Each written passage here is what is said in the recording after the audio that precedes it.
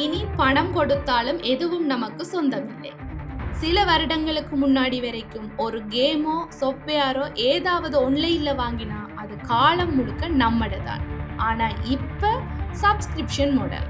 ஒரு தடவை பணம் கொடுத்தால் போதாது, ஒவ்வொரு மாதமும் ஒவ்வொரு வருடமும் பணத்தை கட்டணும். இல்லைன்னா உங்க பில் முடிஞ்சதுமே சர்வீஸை நிப்பாட்டிடுவாங்க. ஸ்ட்ரீமிங்ல இருந்து சாஃப்ட்வேர், கேம்ஸ், ஏன் இப்ப காருக்கு கூட சப்ஸ்கிரிப்ஷன் தான். வாடிக்கையாளர்களுக்கு இதால என்ன பிரச்சனை? பெரிய பிரச்சனை என்னன்னா, நிறுவனங்களோட கையில தான் அந்த ப்ராடக்ட்டுக்கான கட்டுப்பாடு இருக்கும். அடுத்து தேவைக்கு அதிக செலவுகள் காணப்படும். தேவையான நேரம், கேன்சல் செய்ய முடியாத கட்டுப்பாடுகள் இருக்கு. கட்டாய அப்டேட், சில நேரம் பயன்படுத்தாத சேவைகளுக்கு கூட பணம் செலுத்த வேண்டிய நிலைமை காணப்படும். ஆனா அதுக்காக சப்ஸ்கிரிப்ஷன் மாடலை ஒட்டுமொத்தமாக நல்லது இல்லை என்றும் சொல்ல முடியாது. பெரிய ஒரு தொகையை ஒரு தடவையில செலவு செய்யாம தேவையான சேவைகளை சிறிய கட்டணத்தில் அனுபவிக்கலாம்.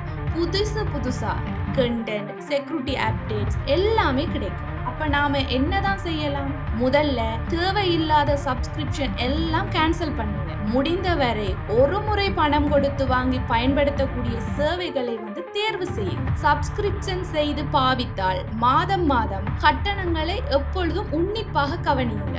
சப்ஸ்கிரிப்ஷன் மாடல் வாடிக்கையாளர்களுக்கு நல்லதா கெட்டதா? உங்களோட தேர்வை புத்திசாலித்தனமாக தெரிவு செய்யுங்கள். உங்கள் பணம் உங்கள் உரிமை.